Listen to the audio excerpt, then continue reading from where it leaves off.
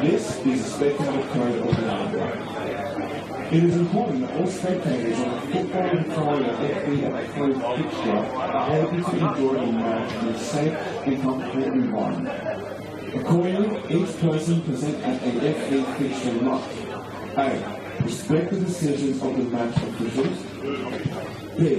Respect the rights, dignity and worth of every person regardless of their race, colour, religion, language, politics, national or ethnic origin. C. Not to engage in use or violence in any form, whether it is by other spectators, team officials, and coaching or players. D. Not to engage in discrimination, harassment, or abuse of any form, whether lawful or otherwise, including but not limited to the use of accents or offensive language or gestures. The incitement of hatred or violence or partaking in indecent or racist activity. E. Comply with FB's conditions of entry at all venues and any ticket conditions. F. Not to carry light or thoroughfares or missiles, including onto the field of play or at other spectators. G. Not to enter the field of play or its surroundings without lawful authority. And H. Conduct themselves in a manner that enhance rather than injures the reputation and federation of FB, Football Federation Australia, FFA, and football generally.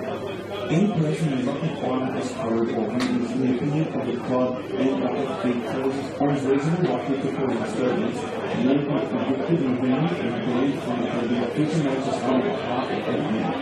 Any authority that engages in any law against them may be charged with trespass, subject to further penalties and sanctions, including the possibility of further legal action.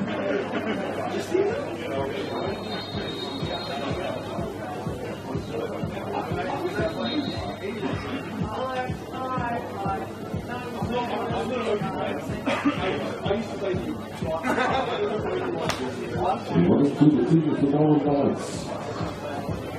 Number 9, we have Kieran Bradwell. Number 19, Joel Brandt. Number 2, Benjamin Kerrigan. Number 22, Masaku Chikula. Number 23, Miguel Molina. Number 11, Florida Thomas. Number 4, Alexander Hurley. Number 10, Stefan Lawrence. Number 12, Dillon McLeod.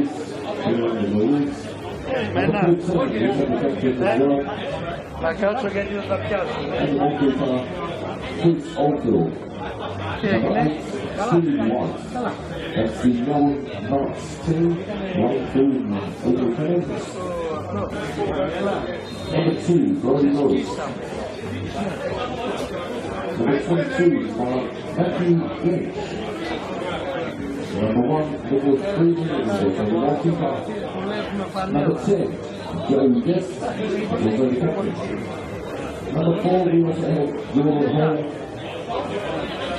Number 47, Ascot, Steve Darby. Number 28, we have Joseph Knowles. Number 8, Cameron McGill. Number 14, Kingsley Sinclair. Number 5, Jacob Pratt. Che senza condici? Tutto lì poi questo lì non ne prenda io. La cosa è questa. Da qui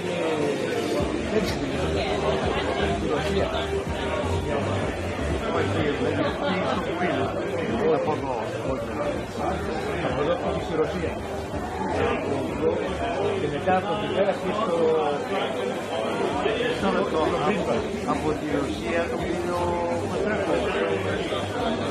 Εγώ νομίζω από εδώ πήγε στο Brisbane και από το Brisbane πήγε στη Ρωσία και μετά γύρω μια ομάδα που λέγεται...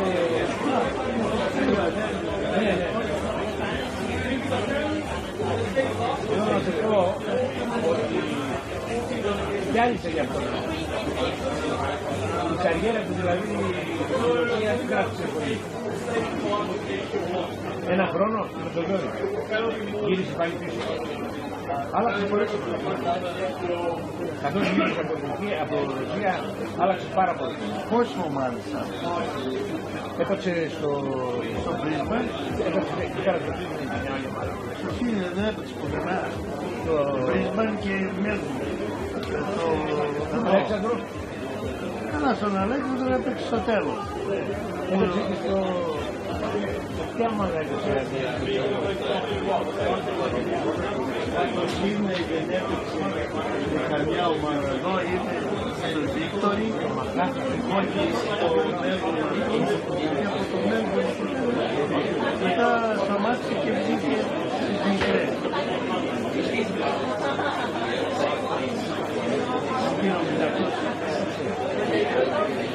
Να πάρουμε την καρδιά, άσε την καρδιά, εδώ για μας, ήταν πολύ καλό.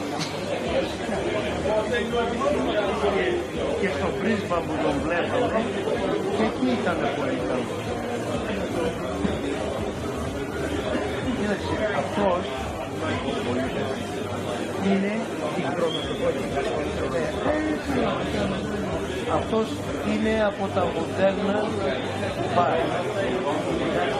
Είναι μπακ, αλλά όμως είχε και την ταχύτητα και την τρίπλα και την τέχνη και έβγαινε μπροστά και έφτιαχνε και σκοράρει όταν βρισκόταν.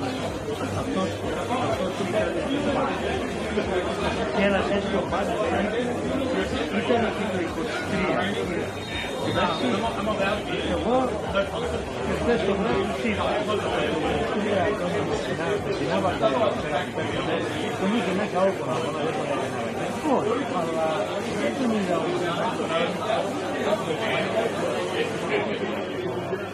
τώρα μπορεί να έρθει τα μάτια μου να ήταν. Σε εμάς ήταν πολύ διαφορετικό. Κοίταξε, αυτοί εδώ, ναι, ήταν και το πρώτο παιχνίδι, αλλά αυτή είναι πολύ διαφορετική ομάδα. Το άδελα. Εγώ που τους είδα και προχθές έναν άλλον αγώνα, σε όλες τις γραμμές έχει παίκτες εισάξεων και πολύ καλή διαδικασία και το παιχνίδι και στους προπονητές χρειάζεται μόνο για πίσω.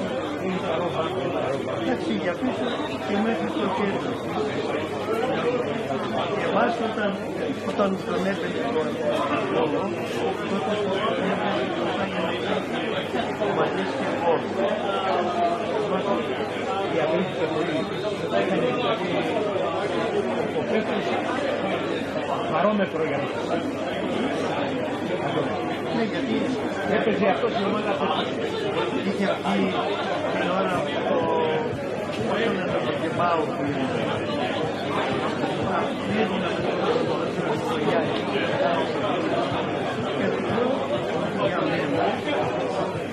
Στο κέντρο της Άγιας ήταν ο καλός Σταματήρης Άγιας. Από τη μέση και η πέρα είναι καλός, αλλά το μπάτι δεν είναι πολύ εκεί. Μπροστά είναι μηδέν, χαλάει όλο το παιχνίδι. Το ίδιο είναι το 22. Εκτός το τριάρι είναι διαφορετικό.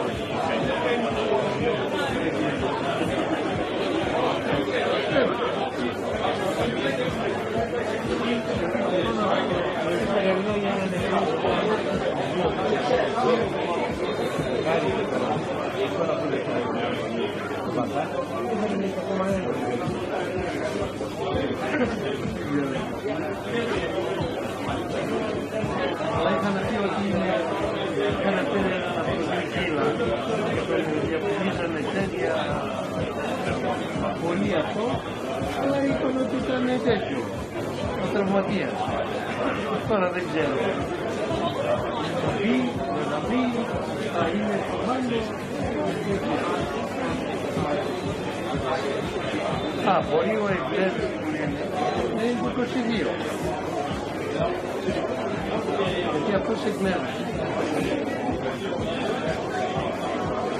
Αλλά η γέλα του έπαιζε Δευτέρα. Τι είχε κάτι. 3-3. Έπαιζε 4. Δεν παίζανε εκεί που παίρνουν το Παντούρα. Ναι, ναι. Παντούρα είναι Παντούρα. Αλλά χθες το βράδυ ξεσπίσανε 500.000. Αλλά η φανέλα κοντά τους 300.000. Αυτή τη στιγμή ναι, και νόμιος από τους ανθρώπους ο άλλος φορές δεν πιστεύει.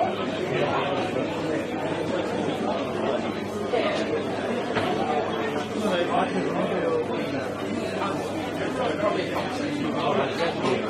ναι. Κάτω τα δίπλα, δεν ήθελε να πάει μπροστά και πάνω. Και κάτω δίπλα και πρώτο τελευταίο και δεν ήταν και το πρώτο, είχε αμέσως τον άλλο. Εκεί τρεις μπαμπακάς, 5.000, μακαρέλα, μου φαίνεται εκεί πού είναι ο παππούς, θα αρχίζει και ο πούς και 10.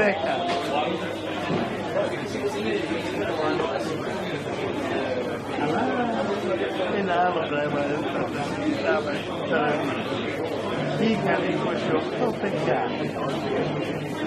για την πανέλα. Κάτσε μέχρι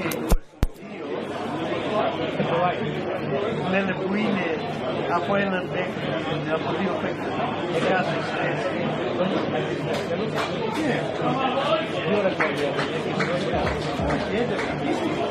ναι, αφού είχαν τελειώσει όλα. Και κάνω μου ένα συζητάω και μου λέω όχι, αφού τελειώσανε το μάτι και το φωτό.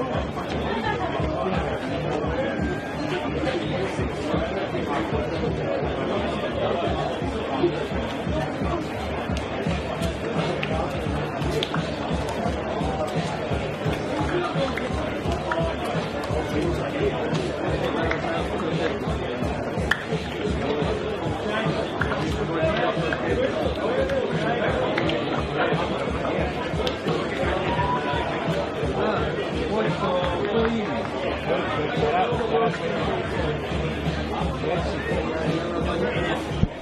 Well, it's never a bad Friday night when two heavyweights of NPL Victoria go head-to-head. And tonight at Jack Edwards, of course, is no exception. The reigning champions of 2024, the Oakleigh Cannons, playing host to the Melbourne Knights. Both sides on the hunt for their second win of season 2025.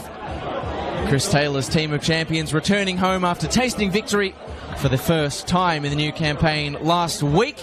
2-0 winners against Port Melbourne. And back to Jack Edwards they return, hoping to make this place a fortress once again. They lost just twice here on the road to the title last season. Standing in their way, a Melbourne Knights side who travels south off the back of back-to-back defeats against two of last season's top four in the form of South Melbourne and Avondale, hoping here at Jack Edwards to lift a Cannons curse. They are 11 games without a win against Oakleigh, 2,000 days plus since their opening round win against the Cannons at this venue back in round 1 of 2019. That was Joe Guest's debut 6 seasons ago.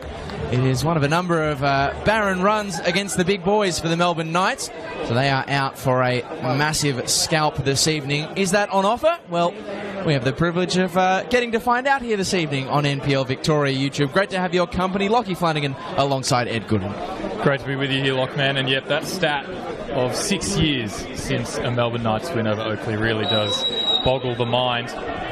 First time I'm seeing Melbourne Knights live this season. I was lucky enough to see Oakleigh just barely lose to Avondale in round 1, and you mentioned that they've had a win, a draw and a loss, but that could have very easily been 3 wins to start the year. Knights, on the other hand, they have faced 3 of the top 4 at the current ladder standing, so it will be an interesting night.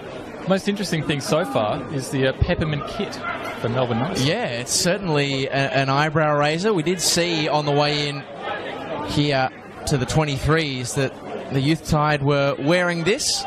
It's not exactly a clash, the traditional red that they wear against the navy blue of the Cannons, so it's an interesting choice. And we'll see if it offers more fortune for the visitors this evening, who haven't had a lot of fortune to speak of so far in season 2025. You, of course, Ed, referenced the difficulty of their start to the season. I mean, 3 of last season's top 4, plus, well, the entire top 4, in fact, because Heidelberg in the opening round, who they beat 3-2.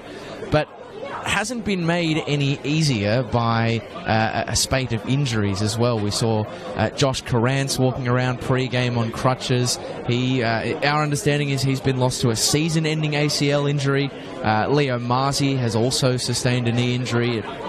12 weeks, the rumoured diagnosis, as well as players who were injured in pre-season. So they're not sporting a clean bill of health or a squeaky clean record when it comes to their start to the season. And to that end, Ed, Ivan Franic has sprung quite a few changes. 3, in fact.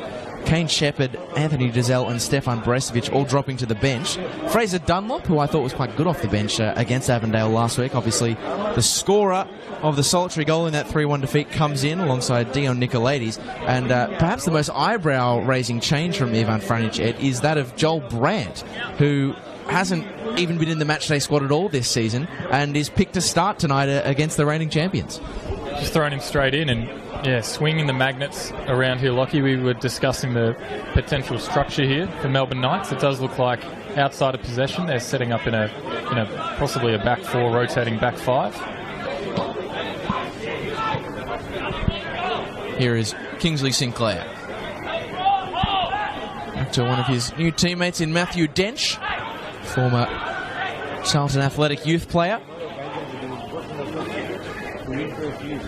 Signed here on the recommendation of Joe Knowles. Apparently, it's Knowlesy who told Matthew Dench amazing things, quote-unquote, about the Oakleigh Cannons Football Club. And when Joe Knowles speaks, you tend to listen. Here is Dench back on the ball. Tratt sends one into the air. It's well weighted. Oldfield gets there first. Underway from the advancing and aforementioned Joe Knowles, who, well, has pretty much picked up where he left off after departing for what was back then in 2022 Brisbane Roar. 2 goals in his last 3 games, and a pretty inventive back heel from the corner against Port Melbourne last week, an audacious chip against Gully. It's not just that he's scoring, it's the way he's scoring as well. Feels like Joe Knowles kind of left for a couple minutes, not 3 years. But yeah, you're right, he is back. And we do know Melbourne Knights, they'll be not happy to see him back in the lineup. He scored a hat-trick against them in times gone by.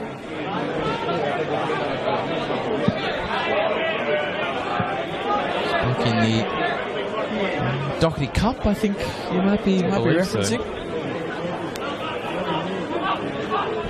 Which is, I believe, the last time, well, not that Doherty Cup game, but it is in the Doherty Cup. It was the last time Melbourne Knights outfield player managed to find the back of the net against the Cannons. That man in question is out there tonight in the form of Steve White. And a new midfield partner for him this evening in the form of debutant Joel Brandt. A 19-year-old who made his senior debut back in round 19 of last season against Moreland City. He is the current under-9s coach at the Knights. This is a nice run forward from Matthew Dench, who is twisting and turning the fullback. Well, that would have been some way to open your NPL Victoria account for Matthew Dench. Just continued to gallivant forward unopposed. And nearly found the top right corner. Seen a fair bit of presence down that left-hand side so far from Dench. Maybe haven't quite seen his offensive capabilities so far this season, Lockie. He's been really competent as a defensive player. But maybe CT just, again, throwing the magnets around, allowing a bit of space. We've seen a substitution here, Lockie. Yeah, it does look like there has been an early change for the visiting side. Stefan Bresovic, who was dropped to the bench, is straight in, I believe, to the side. It looks like, is it Ben Carrigan, perhaps? Yeah, he did take a knock early. So, well, for an Oakleigh side, or a Melbourne Knights side rather, who have been injury hit already in the opening 3 games of this season, it is not just adding insult to pre-existing injury, it is adding literal injury to pre-existing injury. Shame. That is the first time Ben Carrigan will not complete a full 90 in NPL Victoria since July 2023. Wow. He has been one of the most consistent performers across his time at Bentley, and last season playing every minute for the Knights. We do have another player down here as well, Lockie. Tough to see who it is from our position here. It might be Brodie Boyce on the deck. Was clinging to his left hamstring. He went up, the arm went up straight away. Maybe, hopefully just a corky. Well, with the half-built stadium, the construction site in the background, now Jack Edwards, by its usual standard, does resemble a bit of a war zone, and the players have been in the war so far early doors. And at the end of this, it is a set-piece opportunity for the visiting side. Floated in by Hurd, and it is catching practice for Nick Feely. Guest. He was running out of real estate, so the best he could do could just keep that one in play. Sheba. Back to Chris Oldfield, who, in a stuttering start to season 2025, has been really impressive so far. A 3-time goalkeeper of the year. 9 saves last week against Avondale. Dench has had his pocket picked that time by Fraser Dunlop. Can't make the ball forward really stick at the feet of Kieran Bramwell. And it's always an eyebrow raiser, Ed, when a coach makes 3 changes, but to see the quality of the players and the experience of the players, Stefan Bresovic notwithstanding, who dropped to the bench. And nearly 300 games of top-flight experience in Dazelle and Shepherd. As Kasumovic brings that one under control. Back to Knowles. Ball inside to find Harry Arneson.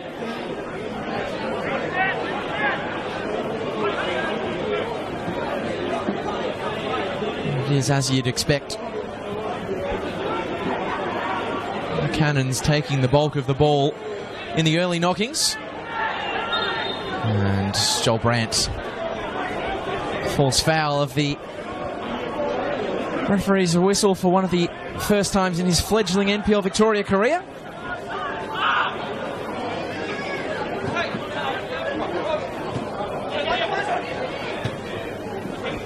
And Sinclair, so too clever for his own good that time around. Ball at the feet of Miguel Cunha. Hurd being pressed and finds a great ball through the lines for White. As a pressure reliever for Croatia. And it's Dion Nicolaides with room to roam and manoeuvre and get a corner, the first of the evening for the visitors. I think that's how Melbourne Knights are going to break down Oakleigh there, Lockie, is with individual bits of quality. Saw the ball coming as Oakleigh were pressing hard, and it is going to take those moments of brilliance really to get through the Oakleigh press. But when they do, some space on the outer side. Round one we saw it with Avondale. They were pressing really, really hard, Oakleigh, but Avondale just one or two past them, they found themselves in a lot of space. So the first real test of the evening, potentially for the goal of Nick Feely.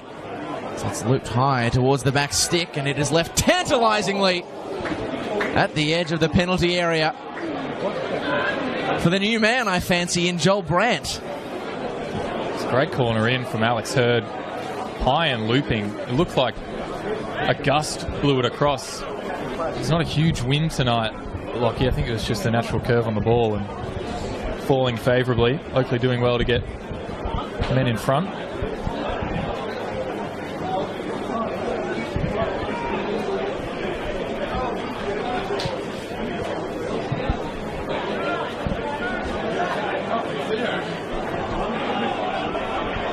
Nothing doing there for Oakleigh. Just to go back, Ed, to that earlier point about the likes of Anthony Dazelle and Kane Shepherd being dropped. Not that we, inside the opening 11 minutes of any fixture, think about substitutes too quickly, but we've got a lot to look forward to where the potential reinforcements are concerned in this game.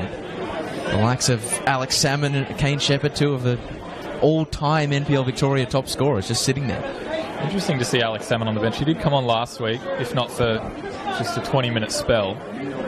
Perhaps not fit enough yet. Maybe Chris Taylor not wanting to break up. He was spotted at the Community Shield game. It obviously missed that fixture in a leg brace. So there was some sort of quite concerned that he was going to be out for a much longer time. So I don't know if he's seen a mystic healer or something, because to go from a leg brace to making your injury return in 4 weeks takes some doing. This ball to Guest.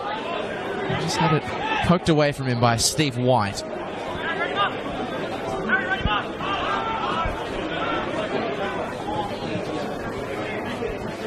If you are just joining us, no, it's not Oakleigh Cannons playing against the visiting Green Gully. Melbourne Knights playing in their changed coral green strip against the reigning champions. Sinclair. Arneson returns the favour nicely with Sinclair, who drives it towards Dench. A great leave, and still Dench again. And there are some splayed palms in the penalty area from Asad Kasumovic, who feels he probably should have had that one cut square by his teammate, but, well, we were remarking a few minutes earlier, Ed, that Matthew Dench in his debut against Avondale didn't show a lot of much in the way of attacking intent, and all of a sudden he's got the hot hand. Yeah, well, having a look at the left-hand side, see Kingsley Sinclair, who is essentially an Inspector Gadget for this Oakleigh side. He will play anywhere that Chris Taylor tells him to. But if Dench gets forward, Sinclair just drops back, and it's really seamless, and they almost end up just inverting on each other. And Dench sitting in that little pocket of space, looking very dangerous. Yeah, Chris Taylor, he is the inventor of Inspector Gadgets in this competition. I lost count of the amount of players over the years that he has signed and played in a completely different position to what is natural to them. Sinclair in a more natural role of left wing tonight, but there's a reason that he looks so comfortable dropping back, because he was being played there pretty much all season. In that first game against Avondale, there were 3 substitutions made, and each time a new player came on, he changed position. I think he ended up back at left wing by the end of it. It's an interesting life to live, because it doesn't matter what level you play at. You usually always have a position that you prefer more than any other. Sometimes it's better to just to be playing rather than to be playing where you want to. I remember former Oakleigh player Ryan Pachkowski, who signed here as a striker and spent most of his career at the Cannons as a left back. That was a high boot by Boresevic, still alive. Kasumovic, his touch was heavy. He heads to the turf, and the referee pretty unmoved by the resultant penalty appeal. Interesting that high foot was waved away there, Lockie. The Oakleigh Cannons fans had their arms raised, asking the question, at least. Perhaps the referee just saw a bit of a duck into the ball. I have to say, I wasn't moved by the penalty appeal, but the high foot looked a little more cut and dry.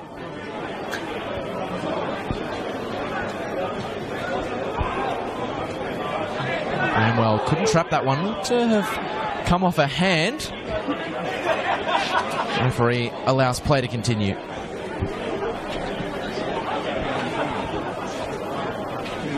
Voice back to Tratt.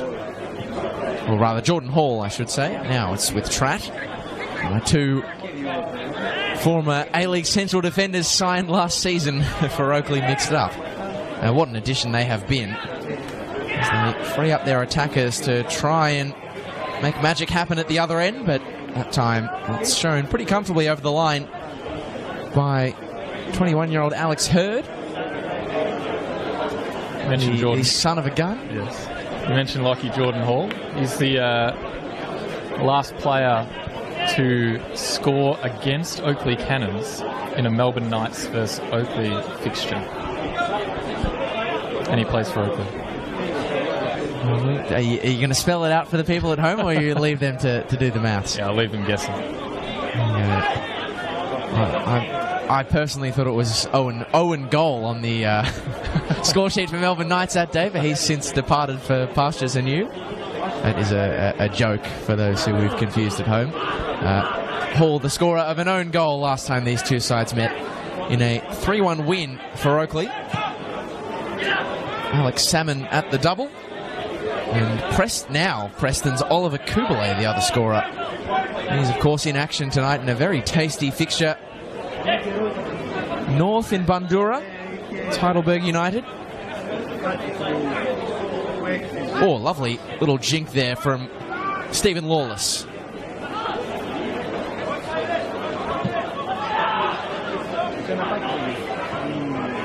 Field switches the play. Boresevic sends it into what is a resplendent setting sun sky at the moment.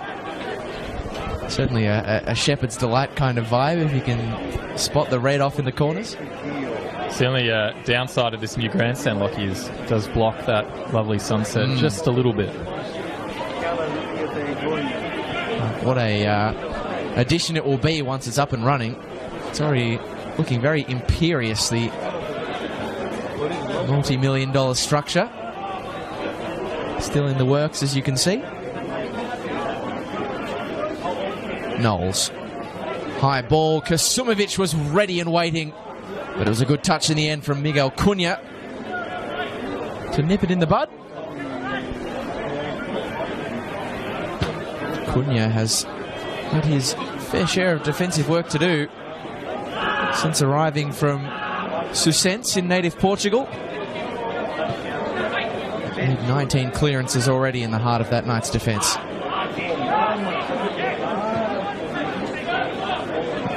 White sets a task for Bramwell, and it's one to which the West Australian attacker is equal. It's not a bad ball in the opposite direction. Eventually Arneson able to retrieve possession, or rather it was McGilt who did well against the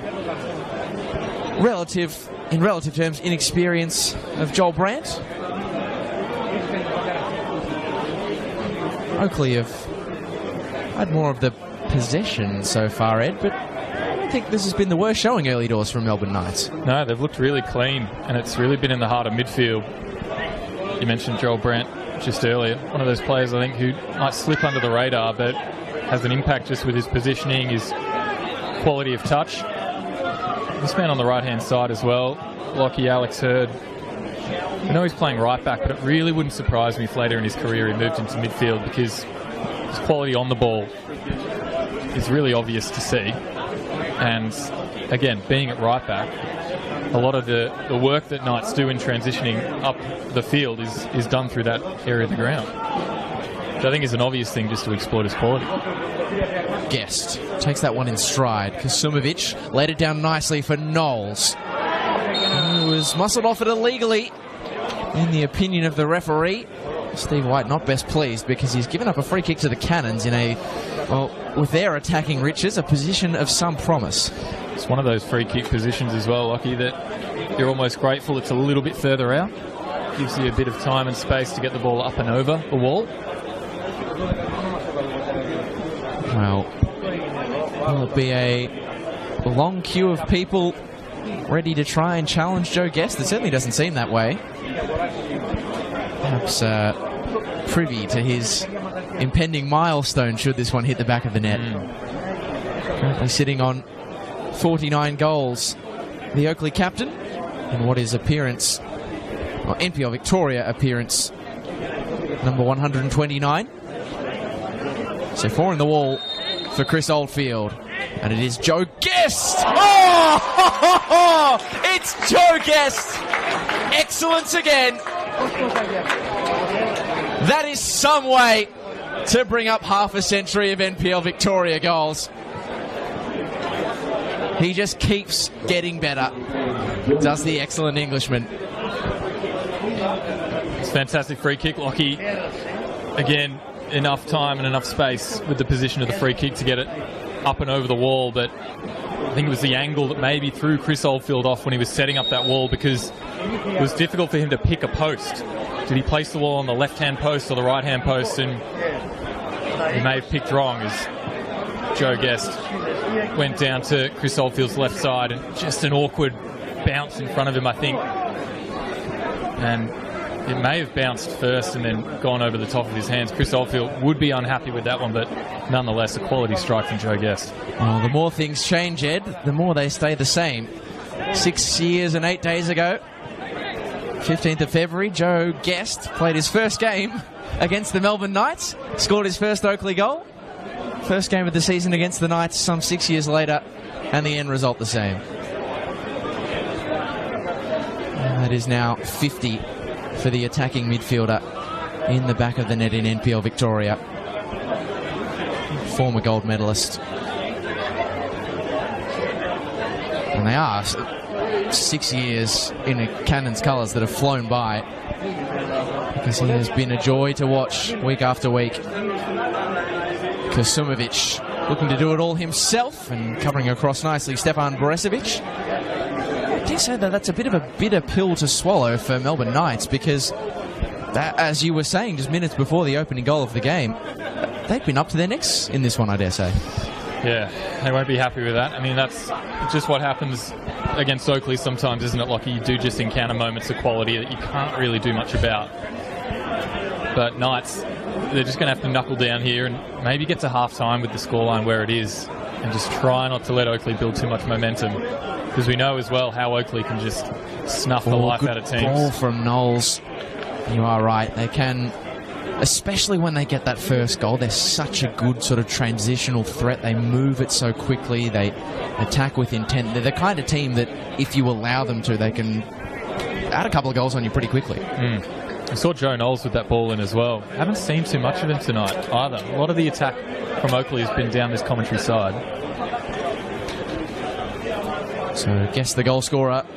Now the corner taker. And it's sort of fired into the body of Kasumovic. I don't think he knew too much about it. Arneson. Lifted in by Guest. Trat forced to track back. He did well enough to get the header. Pretty easy pickings for Chris Oldfield. The Knights have got work to do if they want to avoid a 12th game without a win against Oakleigh. Oh, what a ball! Knowles was in an offside position, but the vision from Cam McGilp is something to behold.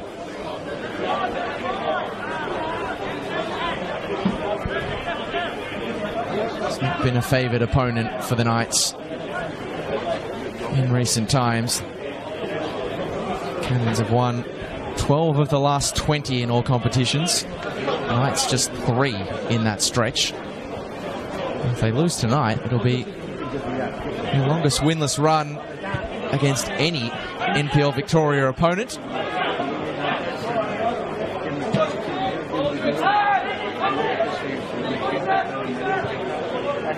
Still plenty of time. They're still absolutely in this game, that is no doubt, but have to manage this next little period carefully because Oakleigh are a side who can get away from you quickly. They can do it from these transitional moments easily if you afford the ball up to them like that. McGilp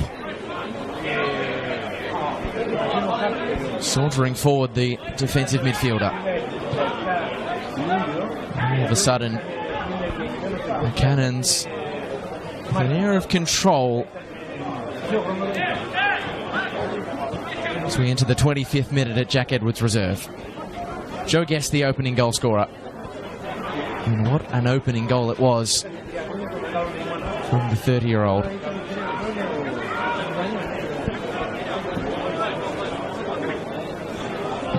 McGilp.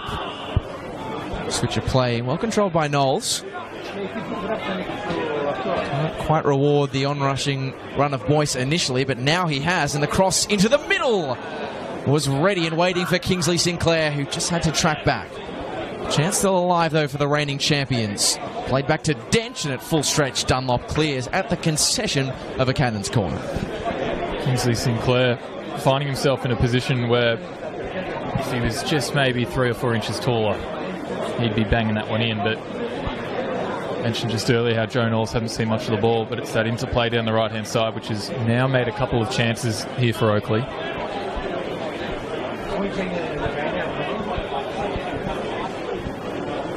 All in readiness then for the corner kick, which is high towards the back post.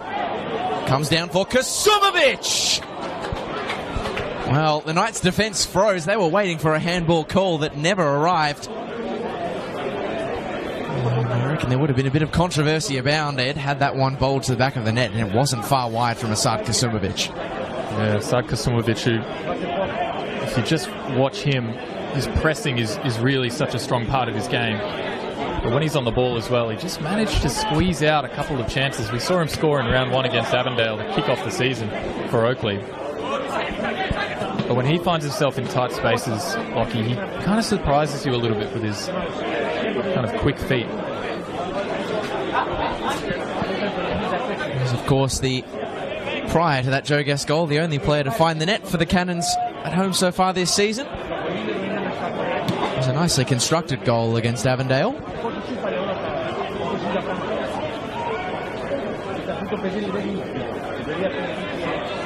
Brezovic leaps in the air to repel the danger. Only initially, though, the long shot is parried away by Chris Oldfield.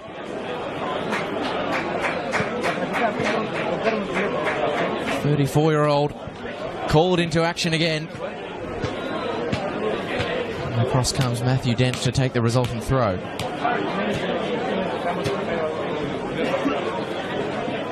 Grant hustled hard to keep that one alive, but the linesman on the halfway line. There's a fair distance from it, but judged it in favour of the Cannons. Important save there, I think, Lockie, for Chris Oldfield. Building his confidence up a little bit after that free kick from Joe Guest. Sinclair held it up nicely. Guest, corner ball, Oakleigh Cannons. After breaking the deadlock, sometimes that prompts a response from the opposition. You have to do a little bit more defending, but Joe Guest has arguably been busier after scoring than he was before because he's had 4 or 5 corners to take. Here is another, and Tratt got the header, but it was not really the desired purchase into the turf and into the hands of Chris Oldfield without much real danger. It's a better ball, though, to find Bramwell. Hesitated, retreats to Cunha. Dunlop.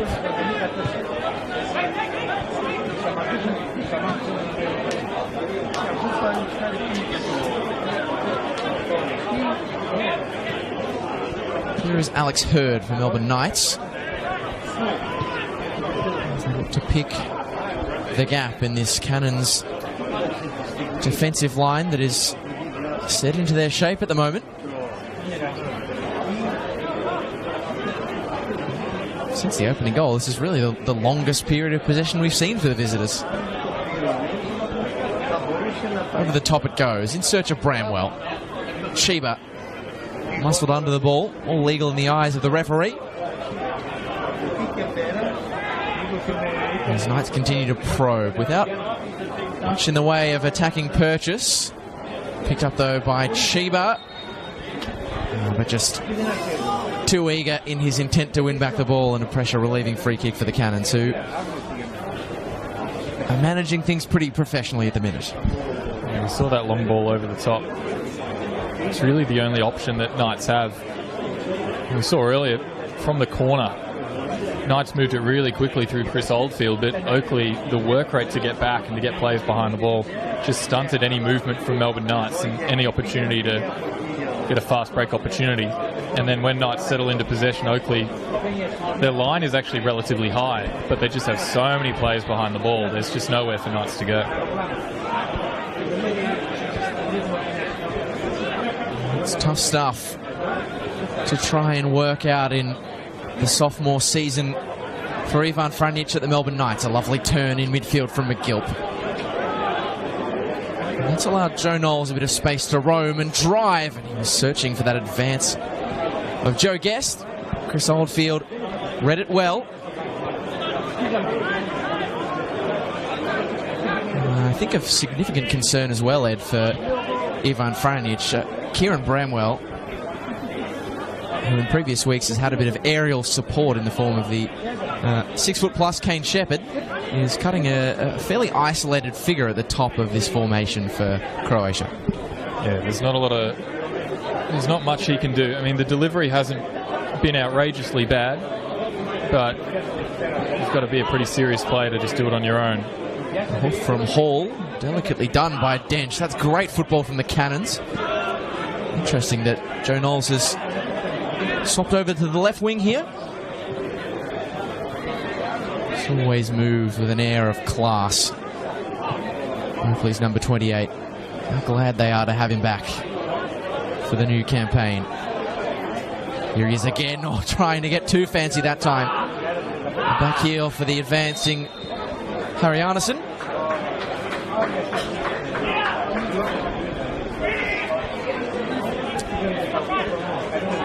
Interestingly positioned game with 14 minutes of regulation remaining in the first half. Joe Guest's goal, the difference, and Melbourne Knights in not significant but certainly sustained danger of their opponents doubling their money. Another test for Kieran Bramwell, who does win it in the air this time, but to no real advantage of a teammate. Boyce. Oh, a bit of a swing and a miss from Jordan Hall. It almost looked like he meant it, how nonchalant he was about the mistake. We'll be back into action swiftly here. Chiba. Punya to Boresevic. Oakleigh pressing with some real zeal. So the Knights forced to head for home. What a touch from Jacob Tratt. Oakleigh Cannons will eat that sort of stuff up all day long. Sinclair. And no one home to meet that one.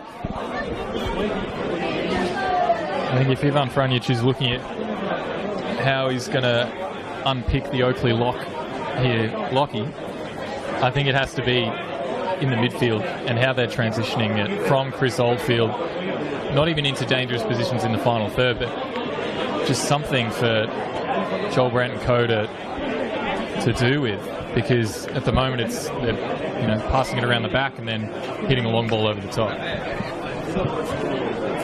It's all playing pretty easily into the hands of Chris Taylor's Oakleigh side.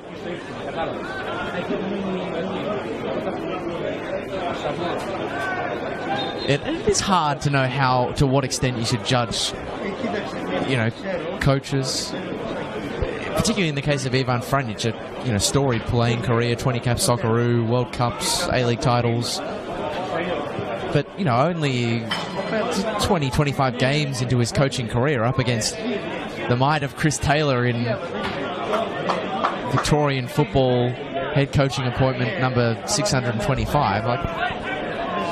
There's a reason this guy's been around for so long. He knows how to win games of football. Yeah. And Melbourne Knights would know that well. And it's the old saying, Lockie, that I go back to a lot of the times in my life, is that if you haven't proven it at Jack Edwards Reserve, have you really proven yourself?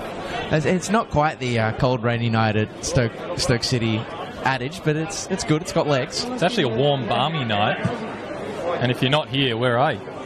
It's true. Well, you might be at the home of the Matildas, where I might have to consult you for a score update, Ed. I believe Heidelberg may lead at that one 1-0. One of, I think, 3 fixtures in total across the state. The top flight, of course, this evening.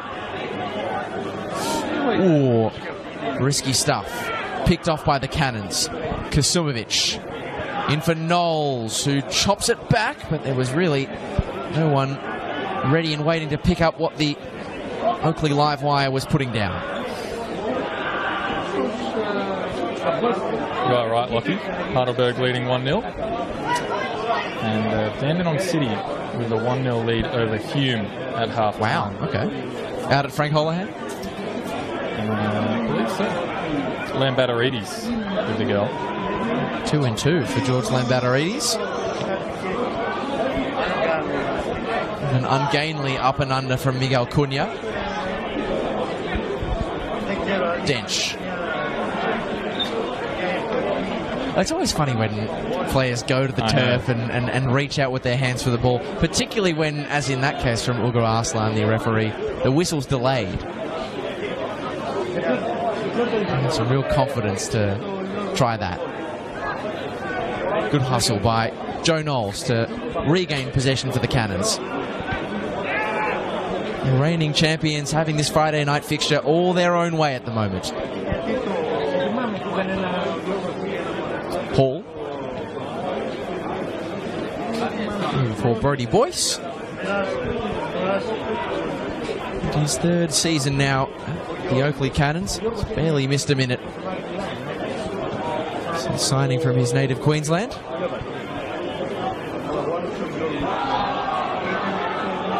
Chiba. Twists and turns and finds a pass to White. It's a poor turnover. Sinclair and Joe Guest! That's what Oakleigh Cannons do. Make a mistake, you will be punished. They're not the reigning champions for no reason. And Joe Guest has another goal against Melbourne Knights and another goal this evening. 2-0 to the reigning champs. Well, 10 minutes before half-time, Lockie, and Melbourne Knights really feel that it could still be a 0-0 game.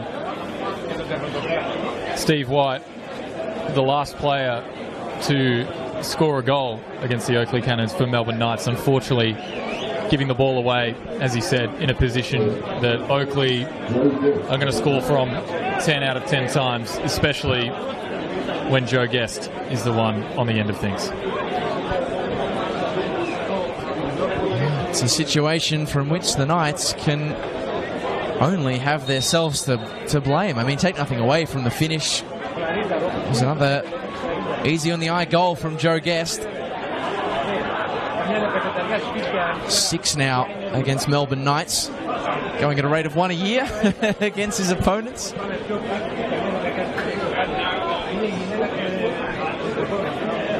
Dunlop, good leap. And once again, it is to no avail of any Knights attackers.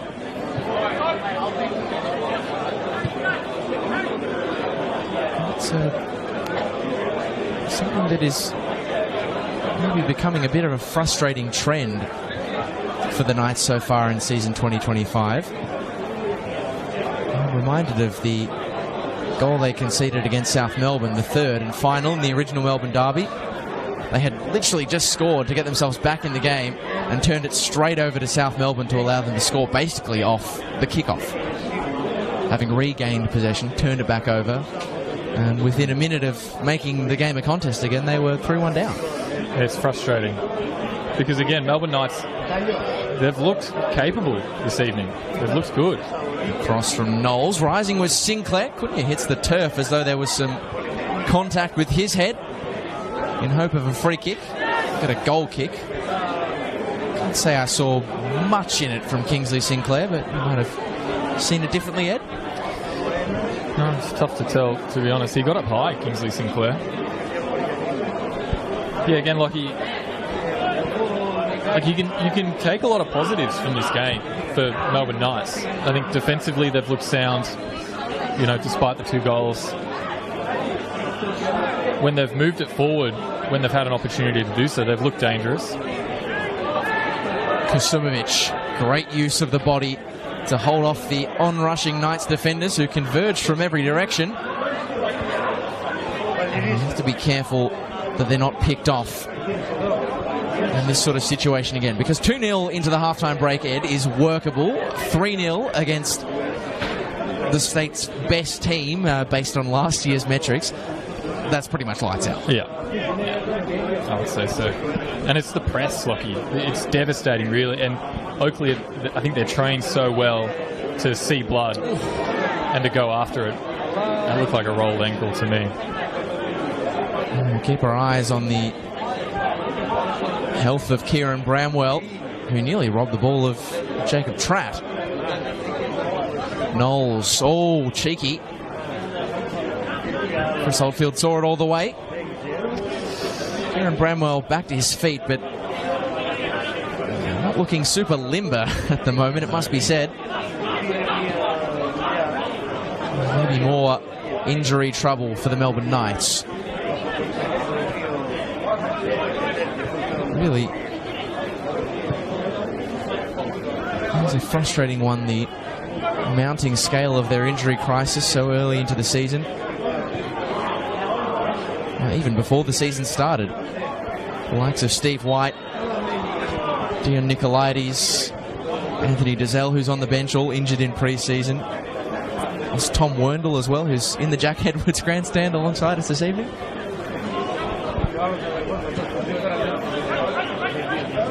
Of course, Carrance and Leo Marzi both on the long-term injury list too. Good return ball to find McGilp as the Cannons search for a third. Down to the turf, McGilp goes. And the referee quick to whistle in favour of Oakleigh's midfield maestro. He really is a maestro, Lockie. That genuinely it's a term that gets thrown around pretty loosely, but with McGilp it feels fair. If I do say so myself. Oh, absolutely. And he'll be wearing the number 8 at Oakleigh as well, which you know is quite a famous number. It certainly is. He really is quality. And now this is the moment now for Knights, I think.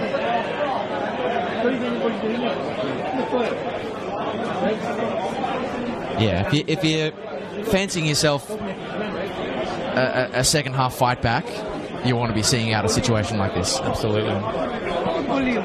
What you don't want to be seeing is the likes of Joe Knowles and Asad Kusumovic standing over the top of the match ball. And Joe Guest on the edge of the area here, Lockie. Keep an eye out. Well, he's on first half hat-trick watch, which would be, even by his standards, pretty sensational. It's going to be Asad Kusumovic who just flashes it across the face of goal. The Melbourne Knights do deal with the danger for now.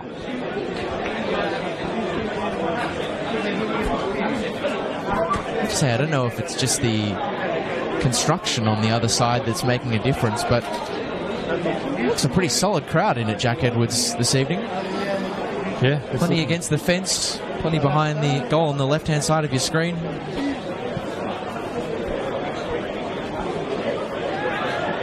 Tell you what was fantastic tonight, Lockie, was my Savlaki. My goodness. I know where I'm heading at half-time. And as it stands, Melbourne Knights are heading into the break at half-time, 2-0 down. Can they change that before the referee blows his whistle? Dunlop evaded a multitude of challenges. The second ball is picked up fairly comfortably by Brodie Boyce. Kasimovic to the floor. Brandt. Bramwell. Nice turn. Shot block. That is, for the last 20-30 minutes, as good as we've seen from Melbourne Knights. Yeah, you'd be excited if you're a Knights fan and you were seeing that. But again, it came from a bit of quality out of the Oakleigh press. They committed so many bodies forward, and it's so effective usually. But you need something special to break it down. But when you do break it down, there are opportunities.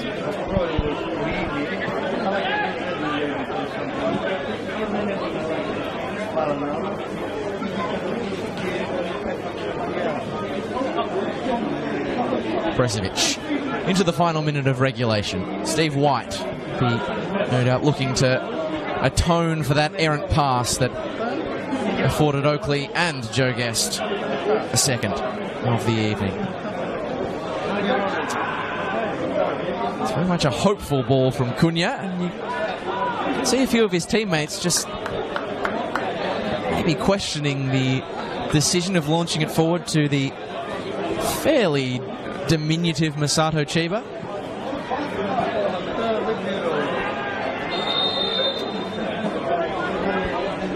Oakleigh Cannons picking up a free kick as we head in.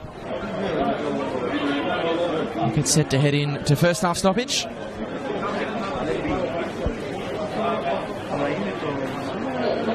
Joe Knowles, the player on the turf.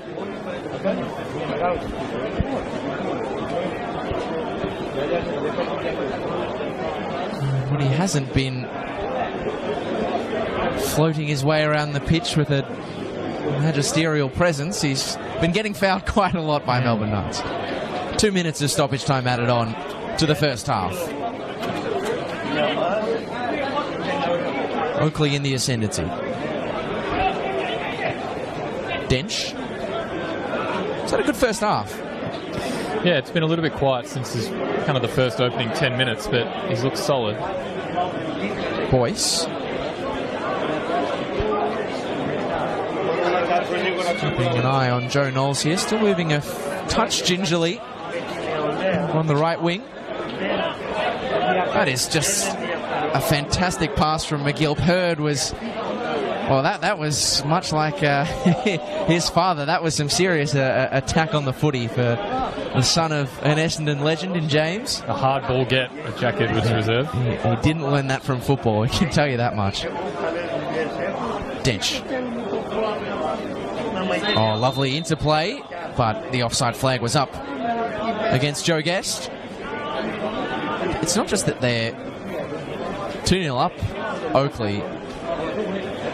They are actually putting together some passing sequences that are, you know, there's effectiveness and then there's style points. Oakleigh are getting style points with some of the passing so far. Away by Tratt.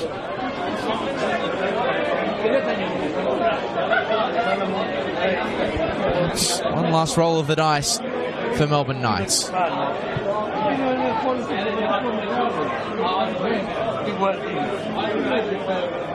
White lost out to McGill, his opposite number. Had a bit of a tangle of legs, which requires no sanction.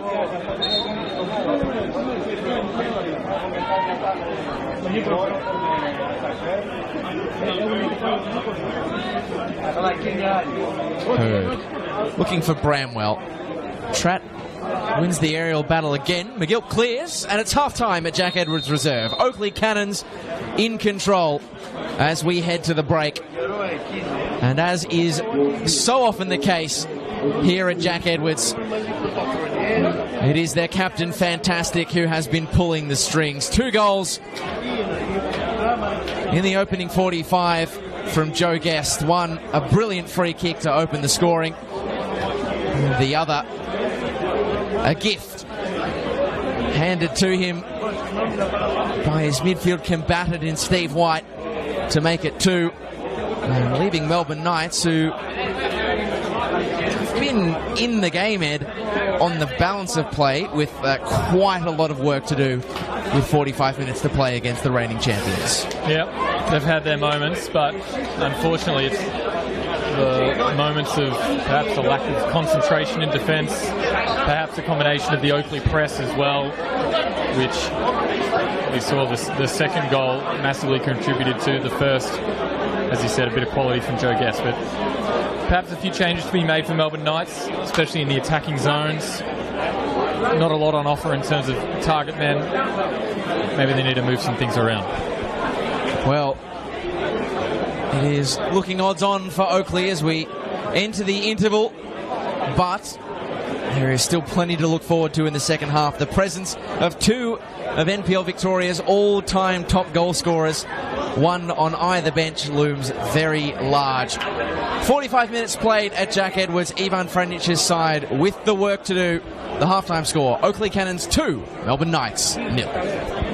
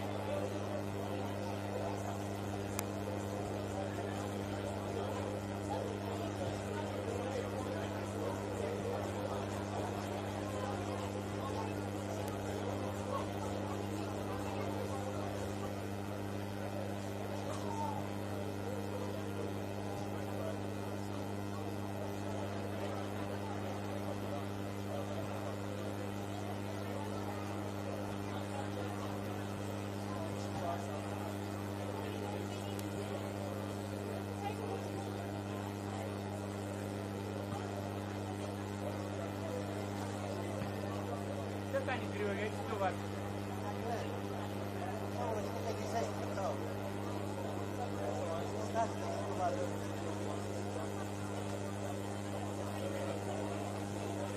Pode tocar lá porque. Pode tocar lá lo.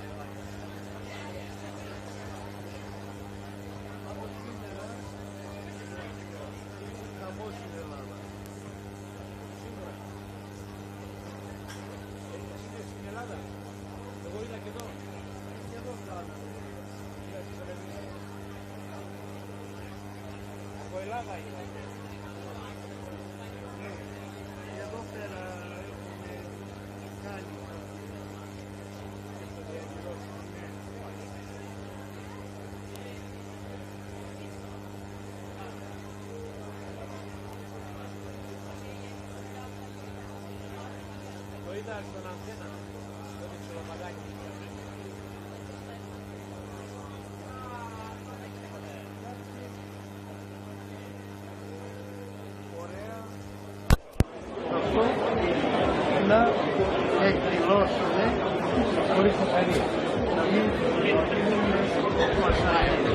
Αλλά εγώ εκείνο δεν νομίζω ότι θα δημιουργηθεί βαρκαδία. Γιατί αυτά τα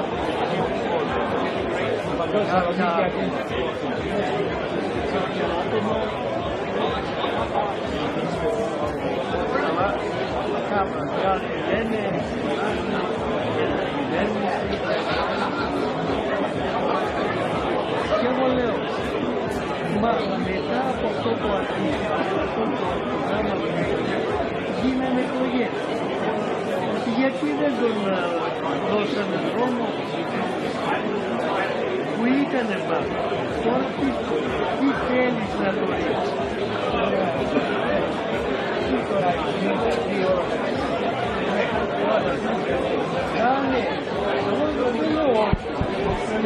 Welcome back to Jack Edwards Reserve in Oakleigh, Victoria, where Melbourne Knights have 45 minutes to avoid a very unwanted record. They are 11 games winless in all competitions against the Oakleigh Cannons. It is the equal longest winless streak against any of their NPL Victoria opponents after Avondale went 11 games unbeaten against them last week.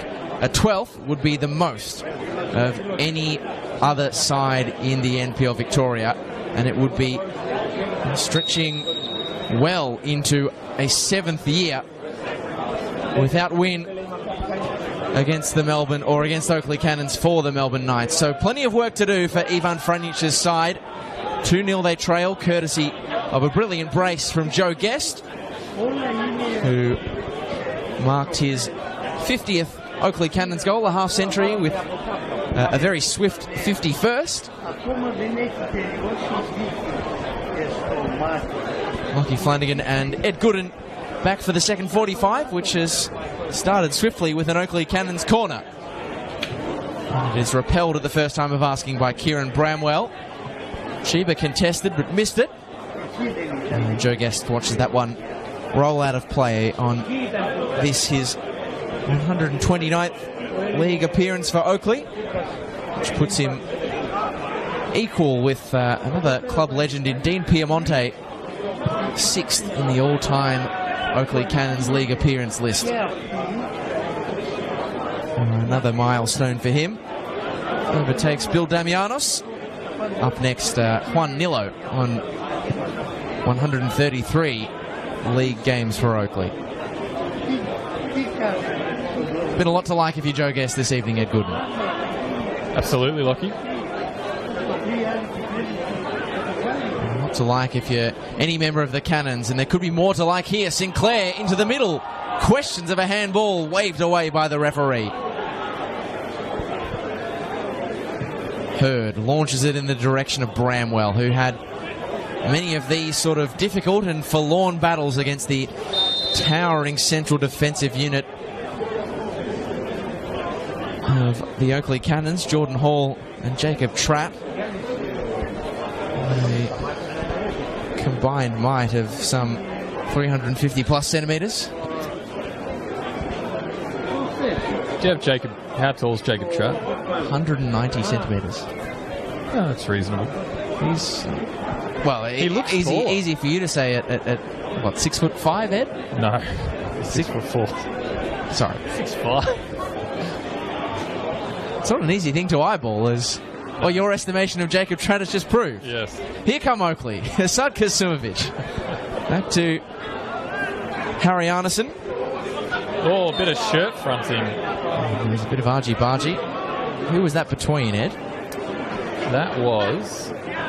Oh, give me the numbers. Harry Arneson involved. Steve White involved. These are questions rather than statements. Anyway, Melbourne Knights continue apace. Stephen Lawless rides the challenge of one and then two Oakleigh Cannons defenders.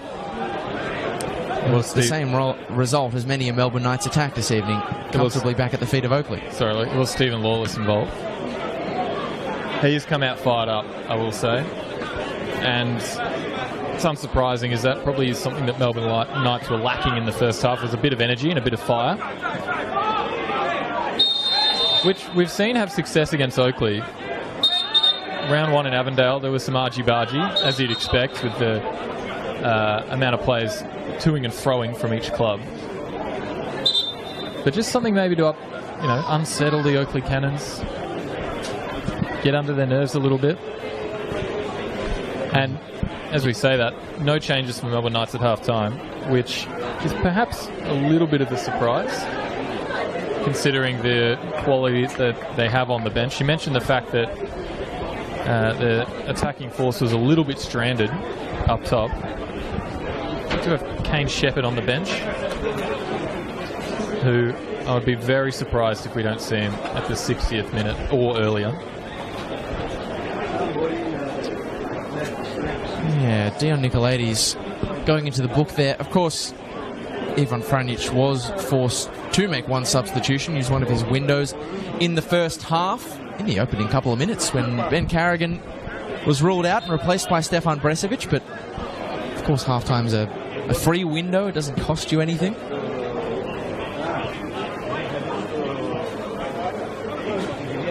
Chiba. Twisting and turning. Finding any progress in the wake of some snapping heels. And Joe Knowles. It's a blind flick. Picked off pretty comfortably by Dench.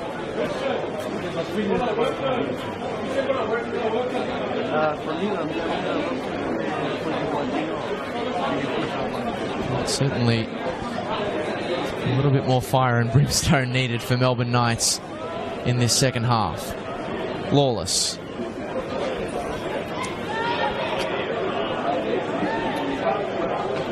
Of course, it's easy to lay the feet for the way this game is panning out at the feet of Melbourne Knights.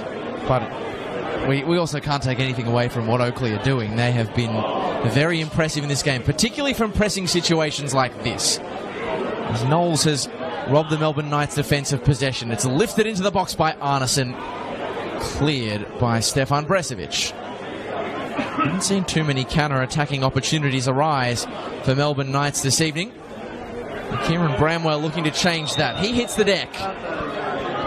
And this time, having waved away a few earlier appeals, the referee does award a free kick to the visitors. Big opportunity here for Knights. Probably the first time we've seen them be able to attack from a set-piece opportunity. It's just if they can get the delivery right, get something happening in the 18-yard box.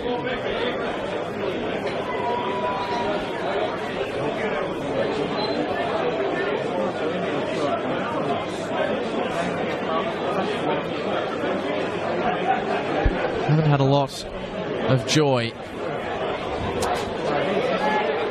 testing the goal of Nick Feely, testing Nick Feely. Is that something they can change from a set-piece situation? Away, only as far as the top of the box, where Bramwell turns on the spin, fires a shot off, and now they have tested Nick Feely. Great effort, forcing Nick Feely into a really excellent save. From this angle, it looked like that was just nestling in the top corner, but Feely doing well to get across. Stephen Lawless again, the instigator. Good interplay from Melbourne Knights number 9 and 10. Kieran Bramwell had a hot start to the season, 2 goals on the opening day against Heidelberg. He's never scored against the Oakleigh Cannons. I dare say that was about as close as he has come. As the Knights' corner is punched away by Feely. Great control from Joseph Knowles, former gold medalist. Well, I guess you're not a former gold medalist once you are a gold medalist forever, I guess. Say so. They have 2, don't they, Oakleigh? They do. Joe Guest, of course, the other. It is, in terms of individual accolades, it is a star-studded squad on both sides. Of course, Joe Knowles, a joint 2022 gold medalist alongside Kane Shepherd, who sits on the bench. He's one of 2 former NPL Victoria golden boots on that bench as well, which also features Alex Salmon for Oakleigh. And we don't know... Oh, trouble here. The pass picked off, the cutback made and cleared away by Hurd. Melbourne Knights again not far away from being the agents of their own downfall. And exactly right, they're getting themselves into trouble. And Chris Oldfield again, he's usually pretty decent on the ball, but I've seen a couple of misplaced passes. And again, that Joe Guest free kick as well. Perhaps could have done better to parry that one away, so maybe lacking a little bit of confidence. Presenting short that time was Sinclair. Dench, back heel, did not stay in play. Of course, throw-ins not awarded on how good the attempted pass looked, but simply just on whether or not the ball crossed the line. In this case it did. And in that case it did. Do you think the construction workers on the Monday morning get sick of taking balls out of the concrete slurry? Well, look, if you were a state league footballer who worked in construction on the side, or a construction worker who played state league football on the side, I reckon you'd be pretty happy, to be honest. Well, if we see any Facebook Marketplace listings, Lockie, with a whole bunch of, I was about to say mitre balls, but we've had a change of ball sponsor this year. Nicolaitis. It's a decent cross. Bounces all the way across the Cannons penalty area. And cut back by Dunlop to Bramwell. White. Back to Cunha. Cannons with their numbers behind the ball now. It hasn't been perfect, the start to this second stanza from the Knights, but it has been better. And it might get even better here. Bramwell back to Chiba. Nice little exchange of pass. Bramwell eventually robbed of the football. Guest launches it long. Kasumovic turning on the afterburners, but Oldfield always advantaged. I mentioned their recent struggles against the Cannons this evening. When you look at the head-to-head record, though, it's Melbourne Knights who have actually won more games here at Jack Edwards than the hosts. So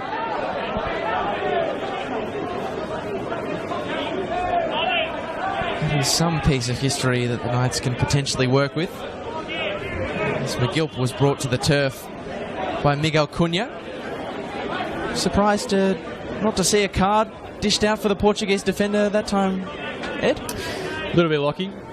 Saw something similar, maybe a little bit further down the field, 20 yards further. You would have seen one. Yeah, that's another. I am surprised the referee's keeping his card in his pocket on that occasion. He has, I must say, he has let a lot. It's been a very, trying to think of the right word here. A lot has been allowed to run, and not necessarily in a bad way. I think there's been a lot of body-to-body challenges where strikers, we've seen Asad Kasumovic hit the floor quite a few times and just been told to get up by the referee. It's been that sort of physicality. It's tough to know where the line is, though. It is. But it's certainly been allowed to fly more than usual as Guest swings the ball in. And the final touch off the head of a Melbourne Knights defender. Another Cannon's corner.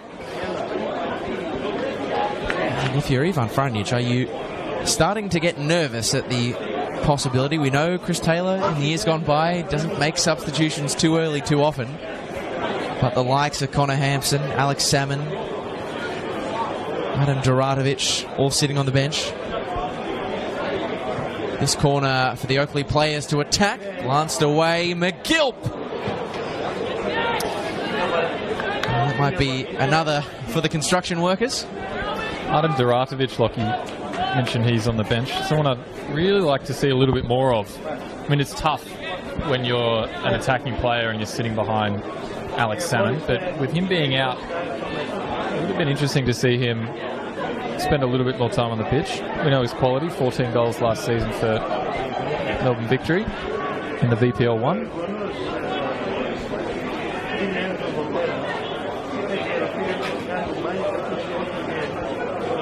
Bramwell managed to find an opening where there really wasn't one or shouldn't have been one. Now Dunlop.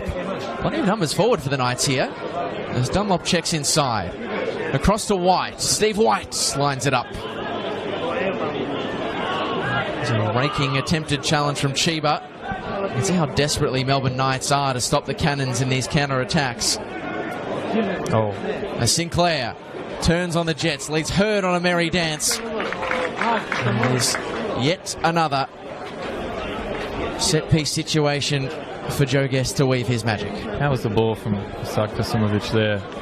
Under a lot of pressure and probably running at 80% speed, and he just hits first-time pass, switching it across.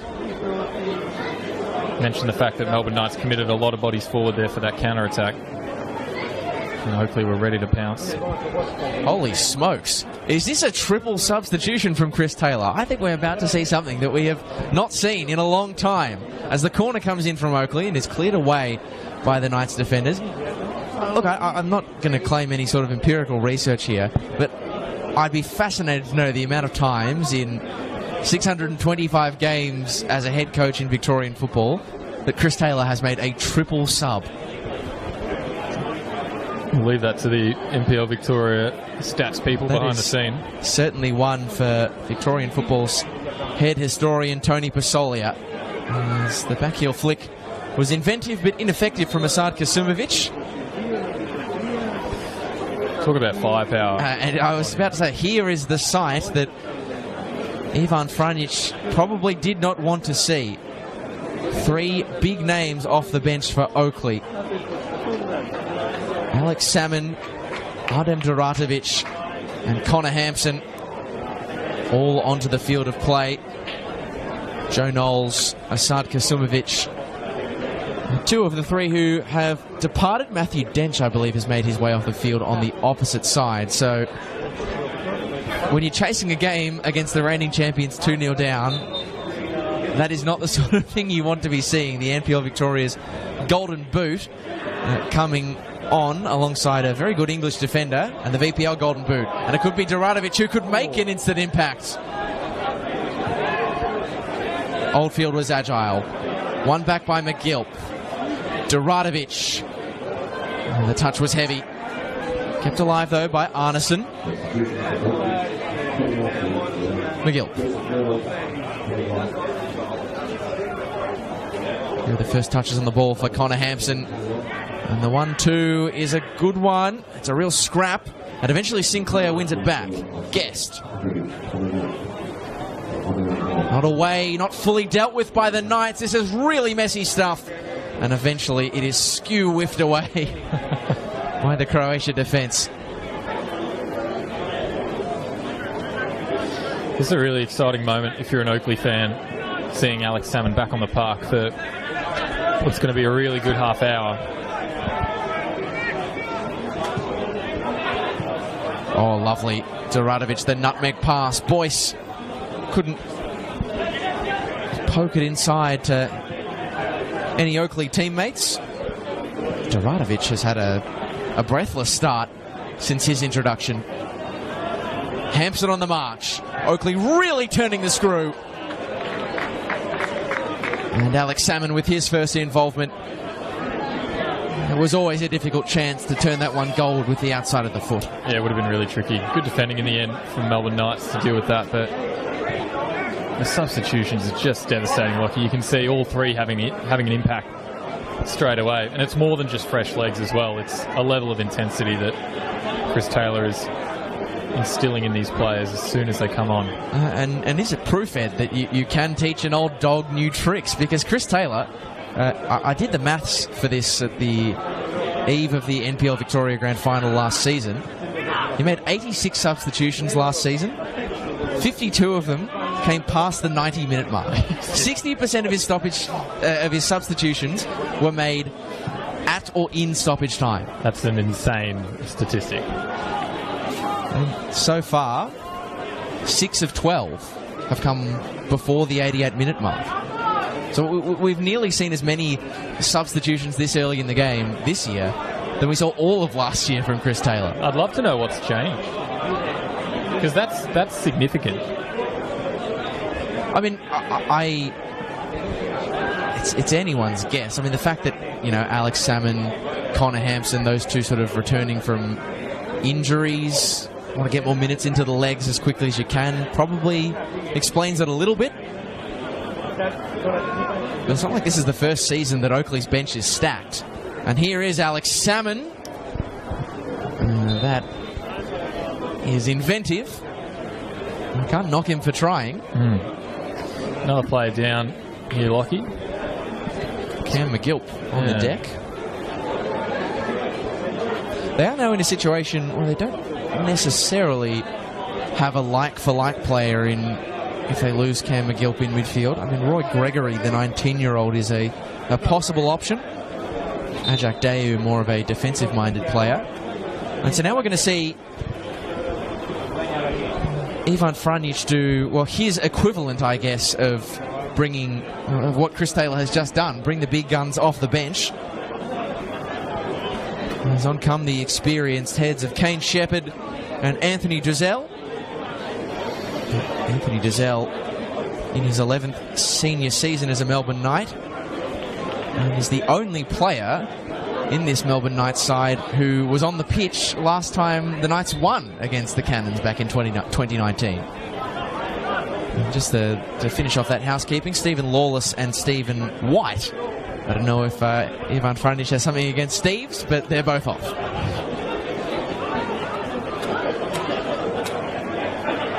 Drizel getting involved straight away. Nicolaides. Nice darting run in field, but ran out of both real estate and ideas in the end. That's poor from the Knights. Dealt with by Cunha. Chiba turned his way into trouble. Legally won back by Harry Arneson. This game is getting a little ungainly. Brandt, that is brave. The back heel pass to the back four. Just his second of a Knights appearance. You've got to admire the confidence from the 19-year-old. Absolutely. And if there's a time you're going to do it, you might as well do it now. Well, the good thing for Melbourne Knights supporters, I mean, it is interesting to see that Kane Shepherd has gone into midfield. Obviously, made his name initially as a striker in NPL Victoria, and a very good one. He scored 7 goals against the Cannons in years gone by. It's probably just what they needed, to be honest, Lockie, to get an extra body in there. I'm not sure if they've had a change of shape, but having Kane Shepherd does also offer a bit of an aerial threat for those long balls. I was just thinking a bit of extra support for Kieran Bramwell, who I think has worked hard tonight without much in the way of reward. Yeah. It's one of those games, really, where you can press as much as you can, but the quality of Oakleigh is just going to come out on top a lot of the time. It's a good challenge by Chiba, but Nicolaitis just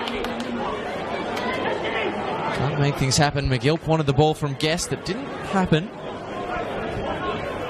Is that Oakleigh just shifting down gears or just shifting the locus of the attack? Because they're moving with some emphasis on the left-hand side this time.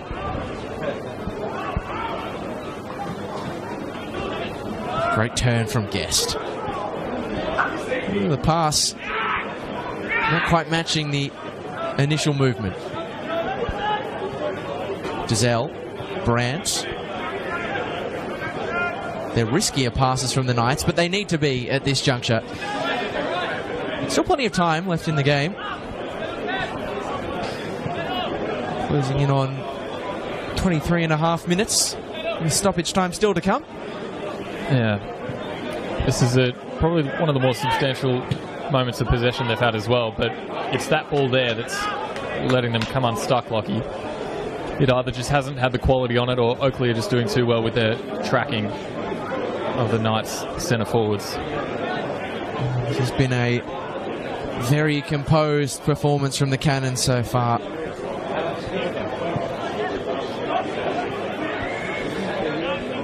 Nicolaitis has Kingsley Sinclair fighting tooth and nail to regain possession for the hosts. Not able to do so. Dazelle.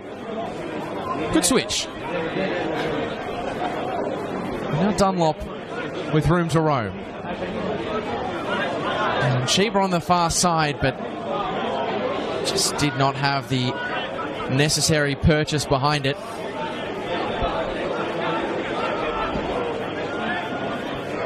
Dunlop robs it off the toes of the defender, and this is a huge chance for the Knights. It's Bramwell inside, and I dare say Melbourne Knights top scorer has cooked the goose there. The ball hasn't gone out of play. Now it has. It hit the corner flag and stayed in. And Ed Gooden, he'd been bemoaning the lack of service for Kieran Bramwell tonight, and he was probably a bit too unselfish for his own good that time. Yeah, well, I was expecting Kane Shepherd to keep running and maybe have a pop, but it was the right ball in the end, but just hoping he'd smack it on his left. And you can't help but wonder how many times Oakleigh will do that again in this game. That's the first time I've seen it this season, really, to be honest. It's a half chance. Still a confidence lifter for the Knights. It seems so on the early evidence.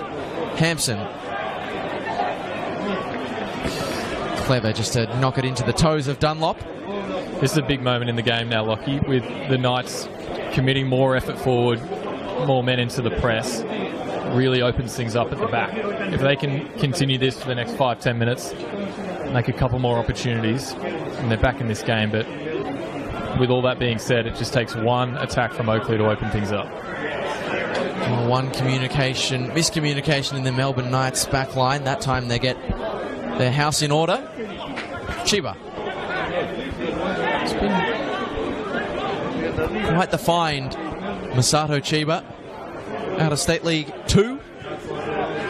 He was playing last year with Altona East Phoenix. It's not necessarily a well-trodden path, State League 2 to the top flight, but it's worked so far for Chiba. That hasn't worked too well for Stefan Bresovic, and the runners are further afield for the Cannons. The needle threaded for Salmon! And everyone at Jack Edwards expected the net to bulge. And somehow, some way, NPL Victoria's reigning Golden Boot did not open his account in the new campaign. Well, that was the chance we were talking about, Lockie. Melbourne Knights being a little bit too audacious, moving the ball out of the defence, and Oakleigh pounced on it so quickly. Joe Guest with a wonderful ball through to Alex Salmon. Yeah, I was just about to say, how about the room service ball from Joe Guest? The only defence I could have of Alex Salmon was maybe took a bit of a bobble. Just got underneath it a little bit. Oh, and to be fair, the amount of goals that Alex Salmon has scored over the years, you can probably let him have a couple of misses here and there. Yeah, he's only human. Yeah, one or two.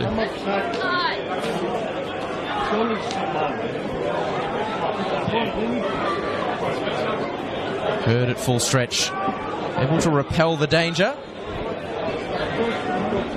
It's been quiet in the second half, Lockie, and it's been tricky for him because a lot of the attack for Knights has just come so quickly after the press. It hasn't really given him the opportunity to stay on the ball.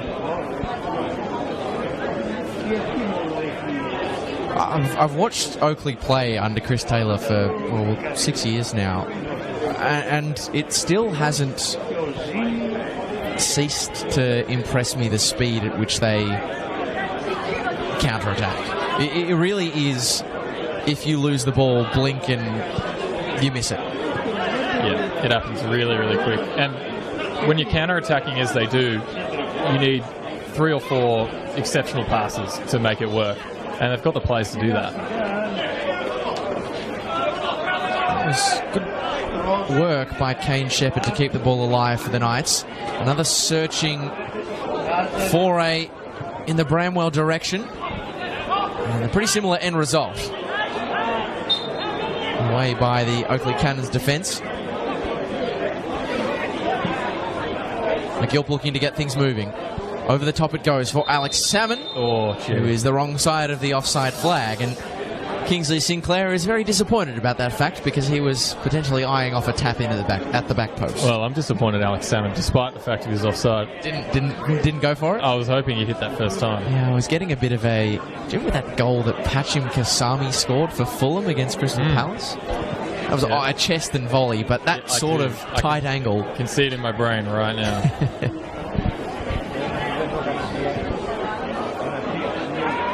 Melbourne Knights would pay any money for a moment of magic like that to bring this game alive. So long as it is 2-0, they're in this football match.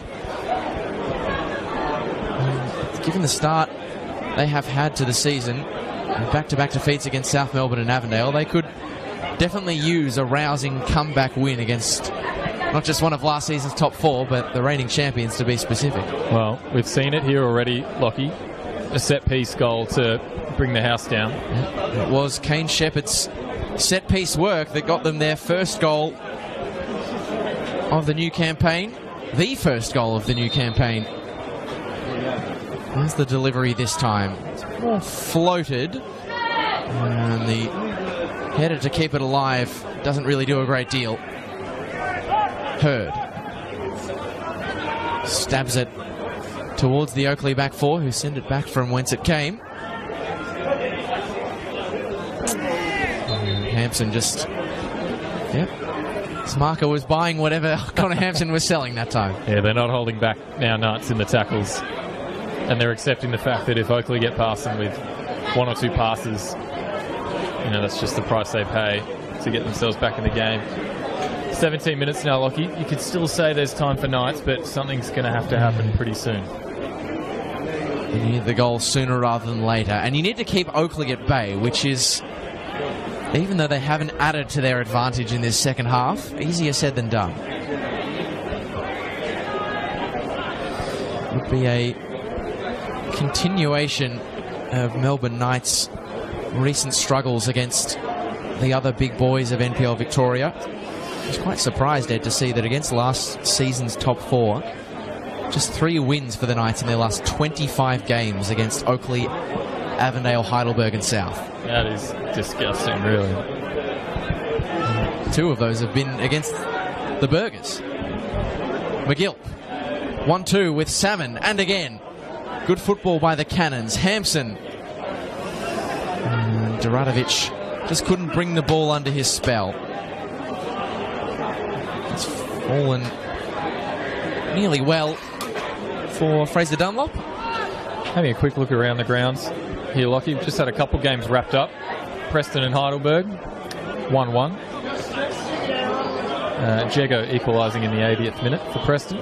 Quite a good crowd there at the home of the Matildas as well. Yeah. Great to see that big grandstand behind the goals, the temporary grandstand looking nice and full. And Hume City coming back from 1-0 down at half-time to win 3-1. Oh, boy. Yeah, wow, three goals in 20 minutes. Absolutely massive result for Ricardo Marchioli and co. Yeah.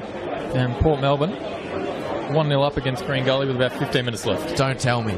Wow. That would be a turn-up for the books. Green Gully, who have signed the best player in NPL Victoria, of course, in Amir Abdallah in the off-season. Port Melbourne, who have signed predominantly from the second tier. And many people's tip for relegation to knock off Green Gully. That would be a huge result. Yeah. Stay with us, though. Yeah. Or invest in a second screen. Must be very nice. Of course, bevy of games tonight. We've got more football on the way tomorrow. Avondale against Victory should be an entertaining clash out at Avenger Park. The evening game will see Altona Magic take on the Dandenong Thunder.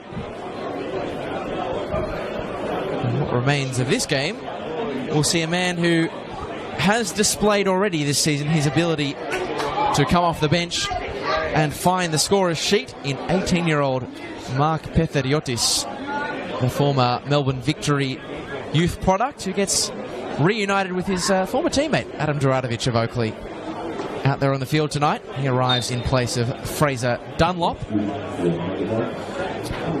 Joel Brandt also has departed the field of play. His starting debut for Melbourne Knights. Jack Morton, the other player who is coming on. McGill.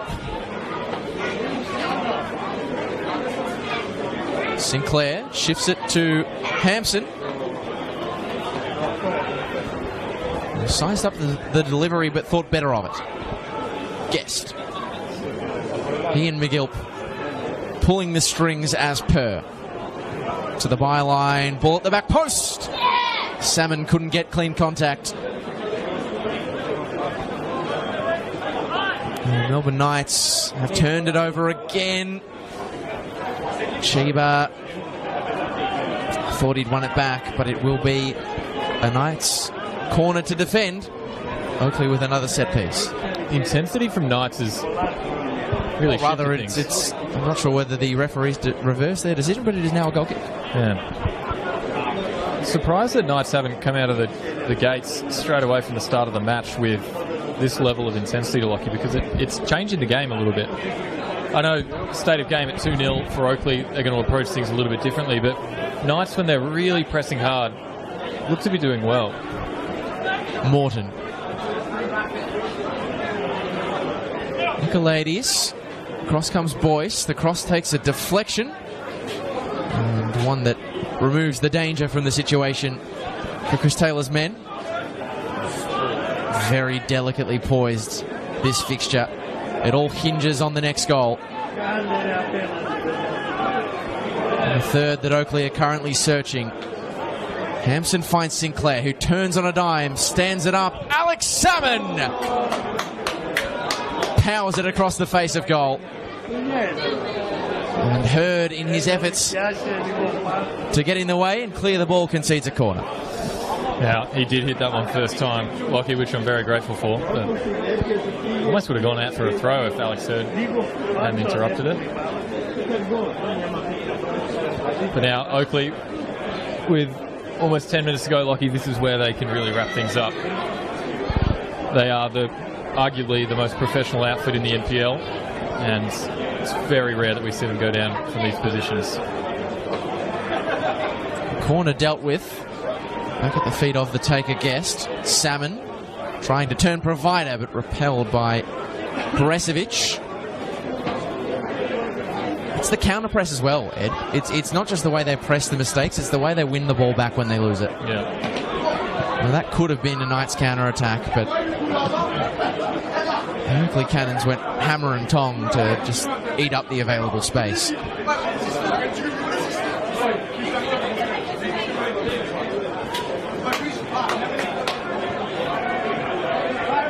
Dazelle. Hurd. Shepherd has certainly provided something for the Knights. He's got his work done in the air. Morton upended McGilt with some emphasis.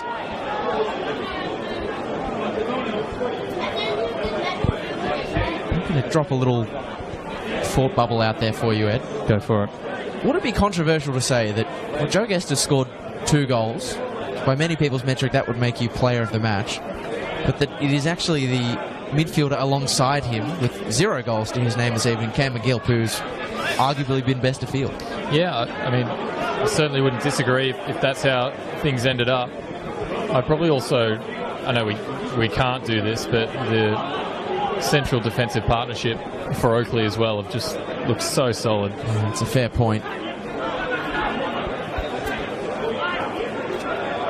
Good win back, though, by the Knights. And trying to keep their faint heartbeat in this game alive.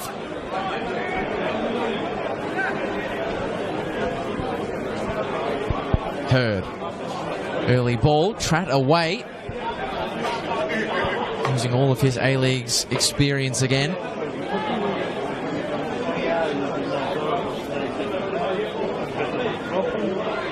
And 81 times in the top tier. Just goes about his business in NPL Victoria with a real minimum of fuss.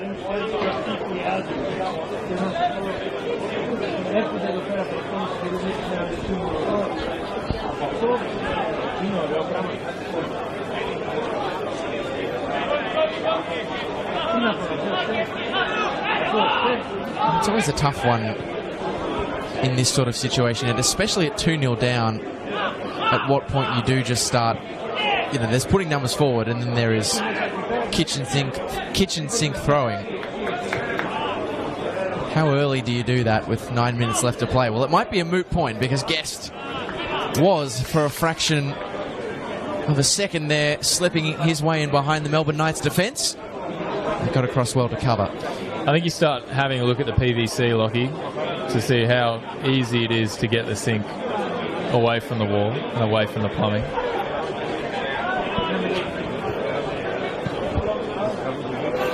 Intricate play from the Cannons.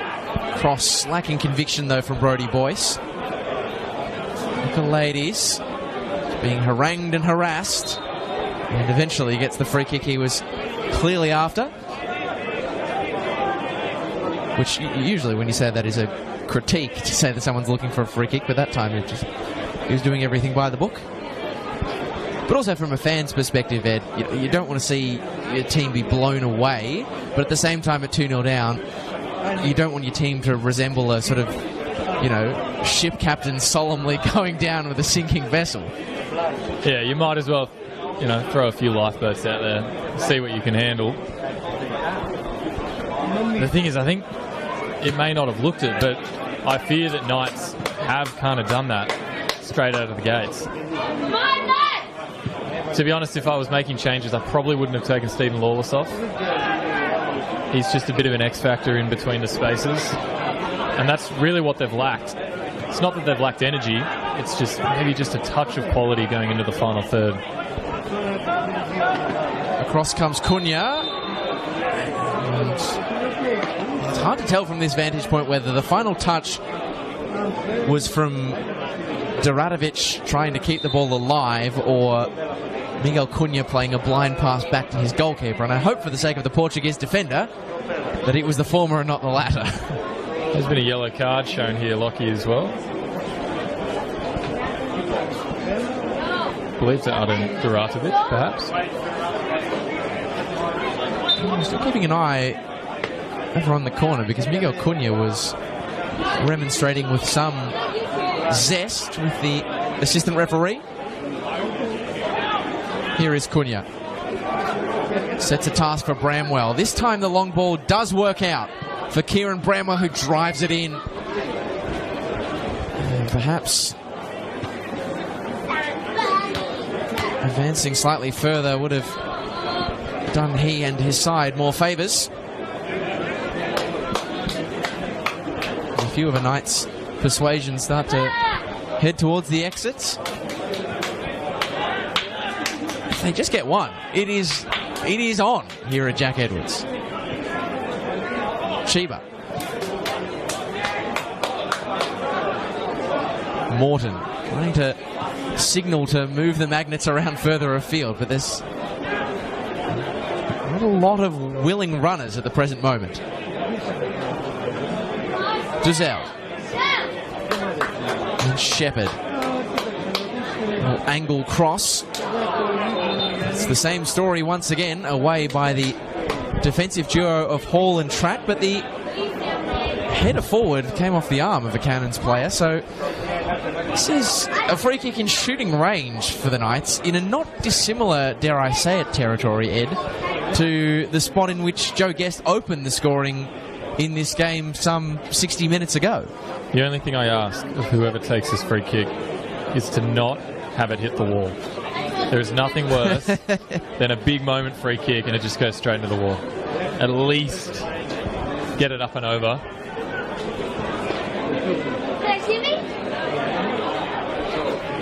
The attacking duo of Shepherd and Bramwell. Gee, that wall looks really tall. There's a few big boppers in there. As Kane Shepherd looks to curl it! And it was over the wall, but it wasn't on target.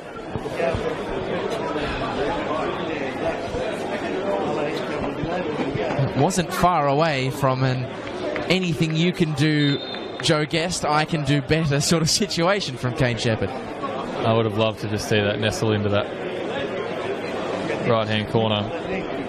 It had good shape. It had great shape. McFeely was scrambling. And he did really well to get it up and over, because it probably was maybe mid-post height as it passed the goal. How many more chances? How many more opportunities at a lifeline will Melbourne Knights get in this game? Into the 88th minute, time is really their enemy now. And we know how good Oakleigh are at being able to just manage late game. Usually they have the aid of some time-wasting substitutions from Chris Taylor, but it's new year, new CT. Almost all the cards have been played off the bench. This might fall back pretty nicely for Salmon, you know. And it did, but Hurd did well enough to apply the pressure. If there's any consolation, or if there's any silver lining here, Lockie, it's good to know that the Melbourne Knights fans are still in full voice here at the end of the game. Yes. Particularly enthusiastic junior below us, having a whale of a time. It will get other consolation for the Knights, regardless of this result. It will get easier. They have, of course, played all four of last season's top four in the opening month of the season. Back at home next week against the Port Melbourne Sharks, which... Big game. I mean, it could be a Port Melbourne Sharks side for whom, as we stand, are buoyed by a shock 1-0 win against Green Gully, but it's still a game that Melbourne Knights would absolutely be eyeing up as one in which they could take all 3 points. 89th minute, Lockie, still 1-0. Oh, the Sharkies clinging on. Oakleigh on the road again next week. A Sunday game, a rare Sunday game for them against Melbourne Victory at Kingston Heath. And in proof that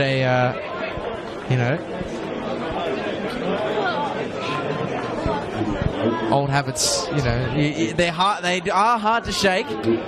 Chris Taylor does ultimately make a substitution in the final minute of regulation, and it is Ajak Dayu, who is usually a central defender, that's been thrown up top. Stephen Corker vibes. Great to see Ajak Dayu finally on the pitch at Jack Edwards Reserve. He made his return from an ACL injury that kept him out all of last season. Out at Shark Park, JL Murphy Reserve last week. Here is the first touches for the makeshift striker. Pretty good hold-up play. Not bad at all. Wins a free kick. And will chew away some valuable seconds of the 4 minutes of added time that remain.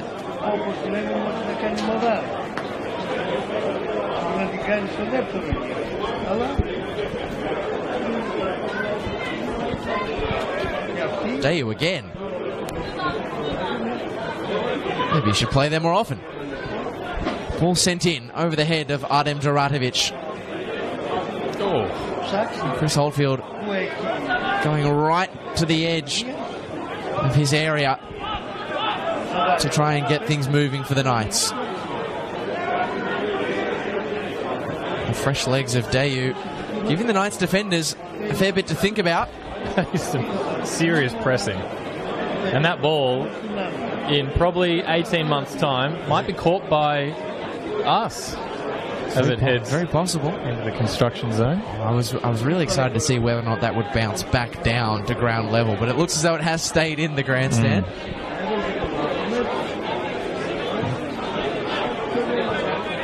Chiba. Final roll of the dice perhaps for Melbourne Knights. Hopefully look as though they're going to see this one out though, the reigning champions, with a back-to-back clean sheet, back-to-back 2-0 wins. Oh, hold the phone. Alex Salmon is in behind. Salmon! You knew it was coming. Alex Salmon, back from injury, back onto the score sheet. Another goal against the Melbourne Knights to seal all 3 points. Disappointing for Knights. And again, it's a mistake that's caused the goal. If you're looking back on this game for Melbourne Knights, really, you could argue that they should have only really lost 1-0, and you could even argue that they should have a clean sheet. But for Alex Salmon, it's a great way to open up his account for the season, Lockie, as we expect to see him back in full health and back leading the line for Oakleigh. But yeah, for Knights, disappointing once again. It might have been a more injury-interrupted start than he would have been hoping for, but great to see the reigning Golden Boot off the mark in the new campaign. And he had his chances in this fixture. You thought the opportunity to enter the score sheet might have passed him by, Ed, but if you offer Alex Salmon an opportunity like that, he is going to gobble it up more often than not. The Melbourne Knights know that better than most. It is now his 7th goal against the Knights in all comps. It sees him move to outright 4th in the NPL Victoria all-time goal scorers list, jumping ahead of another former Oakleigh player in Dusan Bosniak.